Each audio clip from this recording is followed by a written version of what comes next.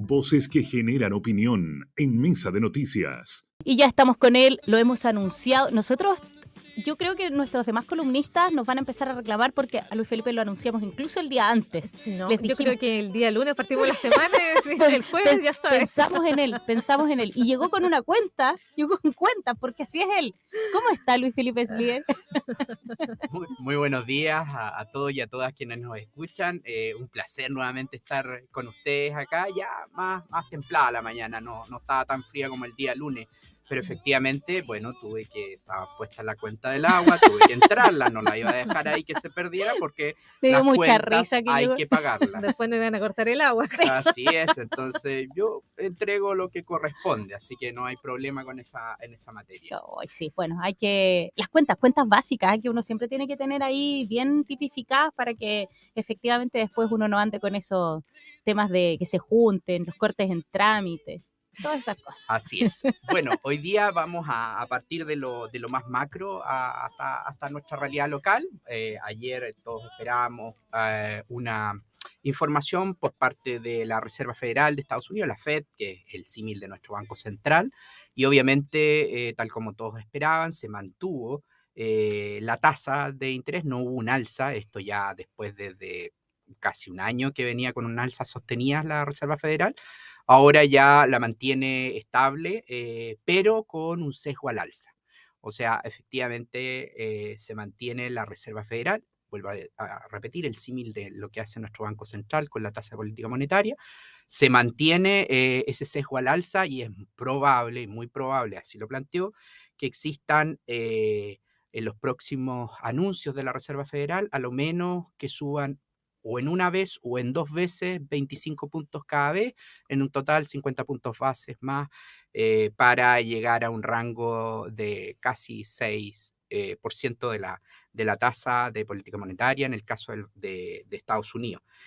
Esto es importante recalcarlo porque en materia, y aquí es como difícil separar.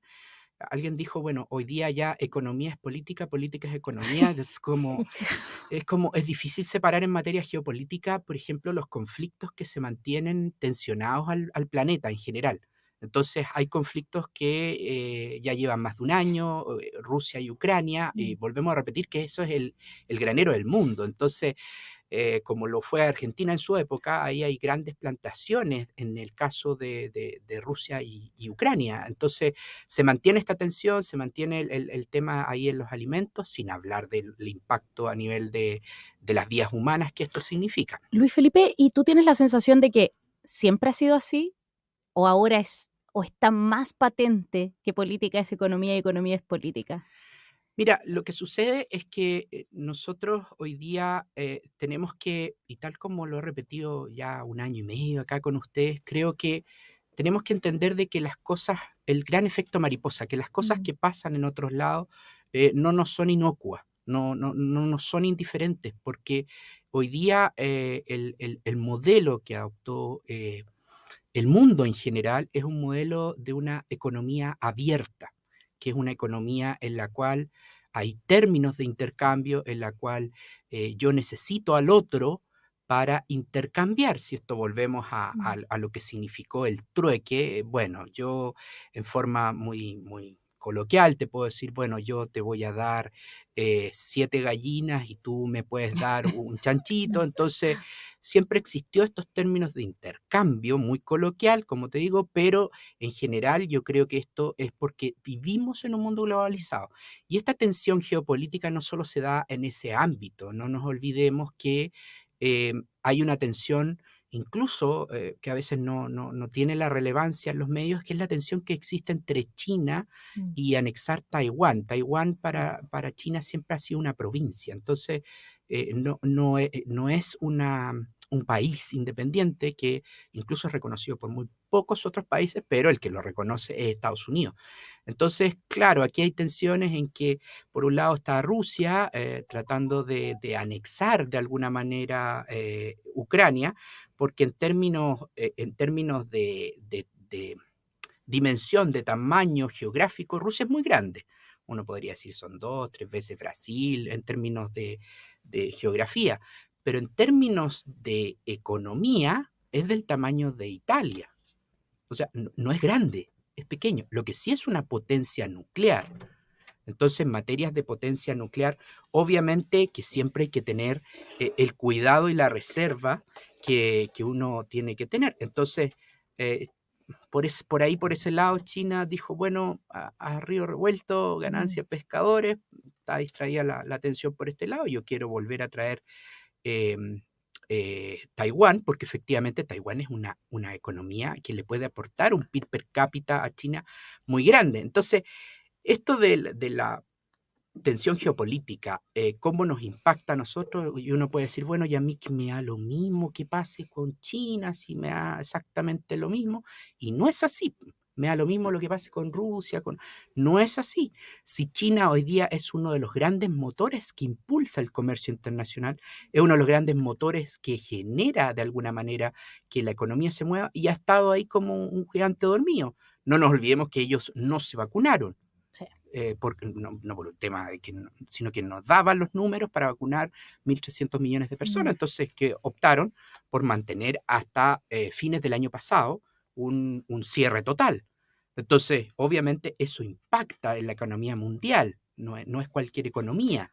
Entonces, ahí tenemos que hay tensiones que juegan roles súper relevantes. Entonces, ahí es donde uno dice, bueno, ¿cómo esto me impacta a mí que hoy día salgo a trabajar, que tengo que... ¿Qué me importa Sí, Taiwán? sí, Podría- claro. La frase típica es, pero si yo el otro día igual me tengo que levantar a trabajar, Sí. Así es, pero, así pero es. no, No no es es así. tan trivial porque, claro, al otro día te tienes que levantar a trabajar, por ejemplo, en una zapatería y que vende ciertas marcas, por ejemplo, y si tú empiezas a revisar la procedencia de las marcas de estas zapatillas, nos damos cuenta que Made in China, Made in Taiwán, y son marcas que efectivamente no son marcas chinas, son ensambladas, son armadas en estas grandes fábricas.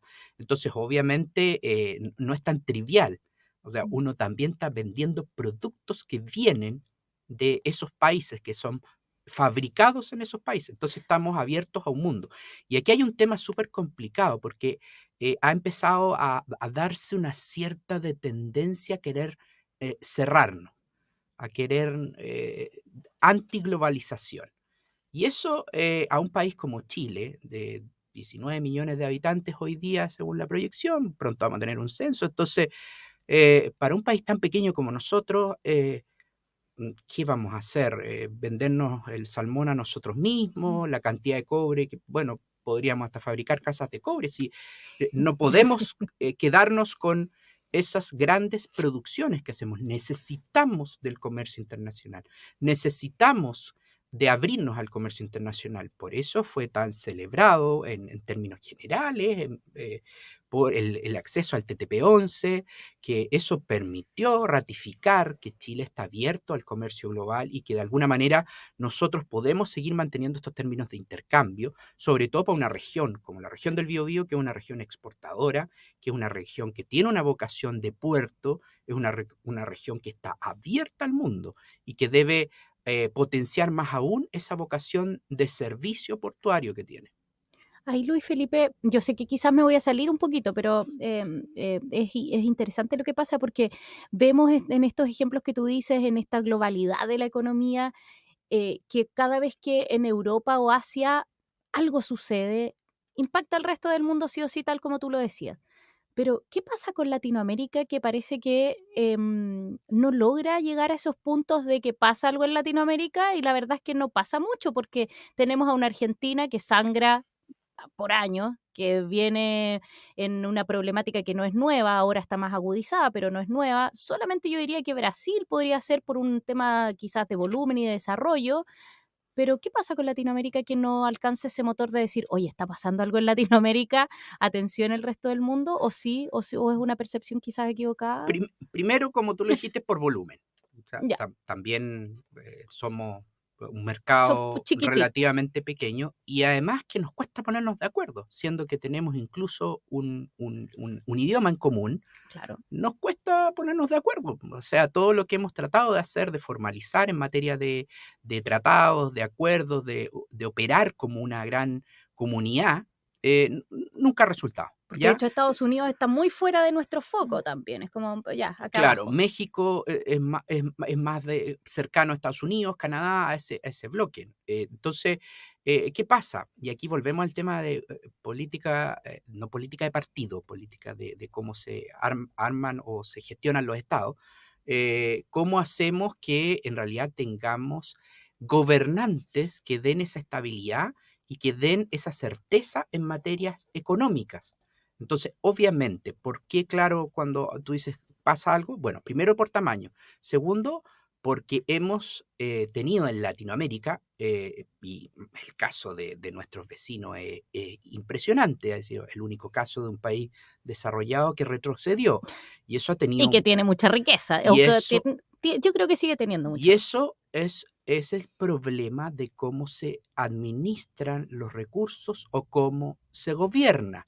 Y eso es súper relevante. O sea, eh, aquí es muy importante porque uno diría, bueno, nosotros tenemos mucha riqueza, efectivamente, pero han sido capaces los privados en su vocación de empresa, en su vocación de privados, de poder desarrollar y hacer crecer el país y con eso traer mejores empleos, con eso traer la distribución de la riqueza, por eso hay que generar inversión. Si uno pensase en términos de, por ejemplo, el gas, Bolivia tiene las mayores reservas de gas del mundo. ¿Y por qué no es una potencia de exportación de gas? ¿O por qué tiene que importar un poquito de petróleo? ¿Y por qué frente a una crisis energética como la que está viviendo el mundo, el gas no es explotado? Porque está dentro del rol, en ese caso, del Estado de Bolivia, que es el único que puede explotarlo. Entonces, quedas un poco de brazos atados, porque obviamente pastelero a tus pasteles. En el caso de otro país tenemos Venezuela. Venezuela. O sea, Venezuela tiene una cantidad de reservas en materia de petróleo y bueno, y vemos lo que sucede. Por eso, de repente es como uno ya no puede dejar de mirar para el lado, uno quiere centrarse en la pasión, en la economía, en el día a día y eso, pero por eso te digo que esto se empieza a mezclar y tiene mucha relevancia, mucha relevancia. Uno de repente no se imagina la cantidad de conexiones que hay o las decisiones que uno interpreta que posiblemente por qué se hacen o por qué Rusia toma la decisión de invadir justo en marzo de ese año, de hace un año atrás, cuando ya había cambiado el color dentro de Estados Unidos, cuando ya se había retirado una gran canciller de Alemania, cuando ya se había retirado un Boris Johnson de Inglaterra. Entonces uno dice, ¿por qué tomo la decisión ahora? Porque si hubiese estado el anterior gobernante en Estados Unidos, la anterior canciller en Alemania, otra cosa habría sido. Entonces también uno empieza a mirar estas cosas y empieza a hacerse el puzzle, que de repente uno dice, claro, entonces lo geopolítico, la política en el sentido de cómo se mueven las piezas, cómo se administra un Estado, son sumamente importantes en cómo repercuten en el día a día. Y esto se traduce, sin ir más lejos, como en Chile, por ejemplo, nos impactó este tema de propiciar estos retiros, de aumentar la liquidez de las personas, y eso todavía vemos los efectos de la inflación. Gracias a Dios, en el anterior programa dimos la buena noticia de que la inflación había aumentado levemente, había sido un 0,1 menor a lo esperado. Pero si uno desglosa esa cifra, obviamente se da cuenta que los alimentos y las familias más pobres siguen teniendo una inflación anualizada más alta de lo que uno ve como inflación del 8,7%. Entonces, volvemos a decir, la inflación, el aumento sostenido en el nivel de los precios por sobre lo que el rango meta del Banco Central, obviamente le va a pegar con mucha fuerza a las familias más pobres. Y eso siempre ha sido así. Ahí lo que me queda quizás como que complejo también, sobre todo respecto a los retiros, es que en el fondo también son los políticos, algunos parlamentarios en específico que han estado levantando este tema, que además le hablan precisamente a ese segmento de la población y que ese segmento de la población cree todavía que esa es la opción más viable y que finalmente también en el fondo no ven cuáles son los efectos, pero que creen que esa sigue siendo la opción y que siguen en el fondo alimentándoles también de que es la solución, y aún cuando ya han pasado cuánto, y que se Sí. han rechazado cuántos. Y que, Sí, y que en el lo fondo, rechazo. y que en el fondo debe ser también personas que ya gastaron los dineros que sacaron. Entonces se sabe que es plata que dura poco, independientemente se use para pagar cuentas, para hacer, porque en algún momento se trató de no demonizar tanto diciendo, oye, la gente pagó cuentas, eso fue efectivo, no sé, accedió a temas de salud también, pero es una plata de corto alcance, O sea, entonces... eso es sin duda. Nosotros acabamos de conmemorar, de celebrar 10 años de nuestro informe de morosidad que hacemos con Equifax, y en esos 10 años obviamente hay muchas conclusiones. Nosotros alcanzamos un pic de casi 5 millones de morosos en abril del 2020. Entonces, después de eso, claro, los retiros, el IFE contribuyeron a ir bajando, pero eso duró lo que duró el dinero que te dura en tu bolsillo. O sea, duró nada. Entonces, es efectivo eso, es como cuando uno en realidad va, y aquí siempre lo piensa, lo quiero, lo necesito, y ya por último digo, para eso trabajo, y vas a abrir la billetera y saca ese billete de 20.000, que es el último naranjito que te queda, y dice, mejor que no, porque si lo Lo ocupo y me rompo. dan y lo hago, lo transformo en otros billetitos, esto se me va a ir muy rápido, Sí. se me va a ir, entonces uno dice, no, lo voy a guardar de nuevo.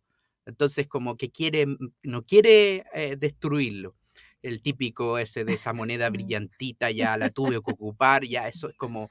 Entonces, eso refleja que hoy día lo que tenemos que fomentar, porque esta alza de tasas, lo más probable es que en materia local se va a estabilizar, ya hemos estado fijos en el 11.25, entonces lo que sí se espera es que el Banco Central empiece ya a bajar esta tasa de política monetaria, y ello empiece un poquito a volver a reactivar, no reactivar el consumo, sino que un poquito a volver a que este tren mantenga un ritmo. Porque el norte del Banco Central es que esto esté en torno al 3%, pero todavía seguimos con una inflación muy pegajosa, que no quiere bajar. O sea, vimos como previo a la pandemia teníamos un precio del pan, y hoy día el precio del pan está por las nubes. Entonces, y para que baje va a costar, porque se quedan pegaditos un poco arriba. Entonces, tenemos que ver eso. El Banco Central lo más probable es que baje la tasa en julio, poco probable, medianamente probable, pero en septiembre sí o sí la va a bajar. Me acordé de ti esta semana, yo me imagino que ustedes leyeron, ahora que todos aquí compartimos el gusto por la economía, que leyeron esa noticia, me acordé mucho de ti que decía, no sé si era el Banco Central el ente que daba la alerta, que ya no estaban las cuentas con la liquidez que tenían, que era un tema que tú también decías. No puede ir bajando la velocidad de este tren porque todavía hay muchos recursos dando vuelta, pero parece que se acabó ese veranito de San Juan. Es que obviamente es algo que se ha ido lentamente acabando, ya esto lentamente, la liquidez de las personas han tenido que ir ocupándolas, porque algo que, pucha, no quiero ser como de mal augurio, pero obviamente lo que ha generado esta incertidumbre, este freno y a veces políticas que no favorecen la inversión, em, obviamente ha hecho que exista un aumento en el desempleo.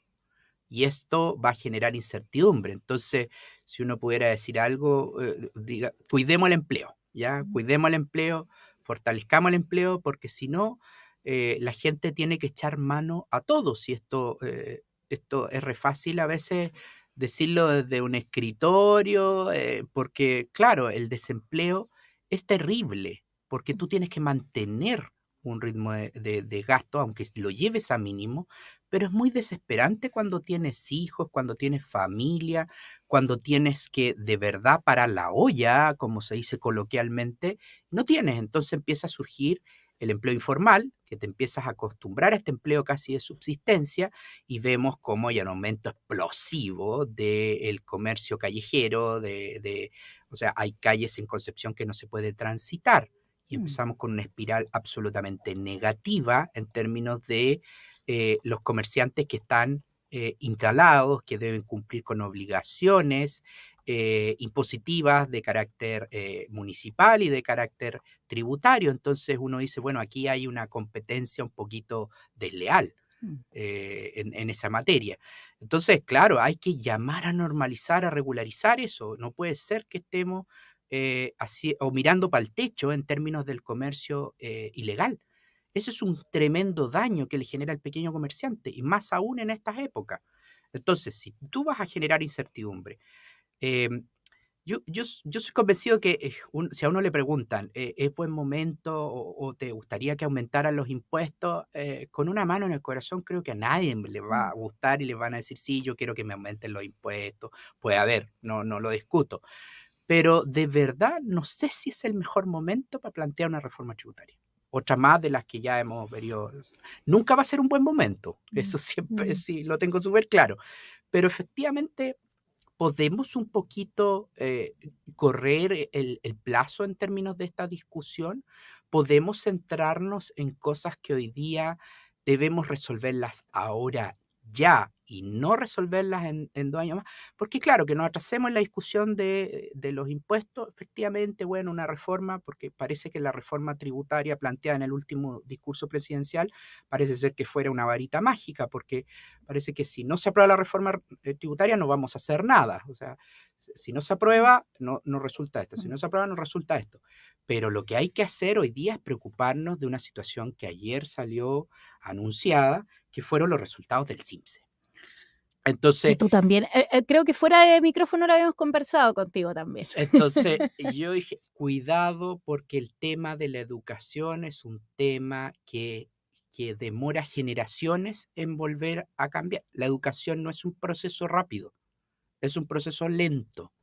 Y ese proceso lento es algo que debemos de a poco ir mejorando. Pero si no partimos nunca, es como que siempre los gobiernos que sean, de derecha, de izquierda, lo que ha pasado en Chile ha sido que todos han prometido poner a la educación primero, mejorar la carrera académica de los profesores, educación desde temprana edad, pero finalmente pasan los años y yo esto lo vengo escuchando hace rato y empezamos a ver los resultados. Claro, hay varias lecturas. Algunas lecturas dicen, bueno, es el peor CIMSE de los últimos 10 años. Bueno, pues eso es correcto. Otros dicen, bueno, ahí la importancia de los profesores porque las familias, es post-pandemia, entonces las familias no fueron capaces de entregar educación a los niños. Y ahí uno puede relevar la labor del docente. De la comunidad también. Entonces uno dice, pero no es tan así, hay otras miradas, o sea, porque en realidad no es que antes de la pandemia hubiésemos sido Finlandia. Finlandia, que les gusta todo. Sí, yo digo, sí, la educación de Finlandia es maravillosa, pero están los finlandeses. Entonces no es tan fácil de traspasar de un lado a otro. Entonces yo lo que me preocupa es que podamos de verdad invertir en educación desde temprana edad. Y aquí hay que hacerse responsable todos. Entonces, ¿qué pasó? Claro, muchas veces este resultado lo que viene a demostrar también es que empezamos a hacer más evidente la separación entre aquellas personas que pueden pagar por educación de calidad y aquellos que tienen que estar a la suerte de una ruleta. Sí, bueno, y que finalmente también está muy aparejado con el tema, aunque uno no lo crea, económico, el tema educacional. Es que con esto quería terminar, porque uno de los últimos informes que habla de educación financiera señalaba que las personas no tienen educación financiera y vuelven a levantarse siempre el mito de que todo el mundo odia las matemáticas, de que las matemáticas son lo terrible, que el lenguaje, que no. Entonces, digo, no, si aquí tenemos que aprender a leer números. Los números son súper importantes en nuestra vida. Nos permiten orientarnos, nos permiten tomar decisiones, nos permiten entonces comparar. Si yo te pregunto, ¿qué prefieres hoy día para tomar un crédito? Te ofrezco, o para tomar un depósito a plazo, para guardar tu dinero. ¿Te ofrezco un 2% real o te ofrezco un 7% nominal? Y tú me vas a quedar mirando así con cara ¿What? de, ¿qué? ¿Por qué me dijiste nominal y real? ¿Y por qué tú dijiste un 2 real y el otro te doy un 7 nominal? Ah, entonces uno dice, es que el 7 parece que es más grande que el 2, entonces me voy por el 7. Pero el 7 no tiene incorporado la inflación de aquí a un año o a terminar el año. Entonces a lo mejor puede ser que la inflación se dispare, sea más, entonces va a ser la inflación más un 2%. Siempre vas a tener capturado el valor de tu dinero asegurado. Entonces vas a jugar con que ya me voy con el 7, pero tienes que entender de que si te sale una inflación del 6,8%, vaya a ganar 0,2 nomás. Si te sale una inflación más bajita, vas a ganar más. Si te sale una inflación del 7,5, tu dinero perdió con el 7. Con el 2, más ganaste el 2. Oye, tan importante saber, informarse, y justamente ese es el objetivo de estas columnas que hacemos con Luis Felipe Slier, que viene todos los jueves, sí, siempre se los informamos todos los jueves para que ustedes puedan ir aprendiendo. Nosotros, de verdad se los decimos, a nosotros con Leslie cada vez este tema nos gusta más, nos sirve, nos ayuda. También está el hashtag ahí, lo quiero, lo necesito. He escuchado mucha gente que ahora cada vez que navega por los portales empieza a pensar en el hashtag, lo quiero, lo Sí, necesito. sobre todo cuando empiezan ahí la época de la oferta, los correos se llenan ahí con Sí. ofrecimientos. Así que estamos haciendo, Hay estamos, muchas personas que en tono de broma me dicen, ya sabes que no te quiero ver porque el otro día quisiera comprarme unos zapatos nuevos y me apareciste con el hashtag lo quiero y lo necesito y no me los compré porque efectivamente no los necesito. no lo necesita. Así que estamos evangelizando. Gracias, es. Luis Felipe, por No, venir a encantado. acompañarnos este jueves. Sí, como siempre, encantado. Un saludo a quienes nos escuchan en todas partes, en Ñuble, en Biobío. Así que muchas gracias y que tengan también un buen fin de semana. Sí.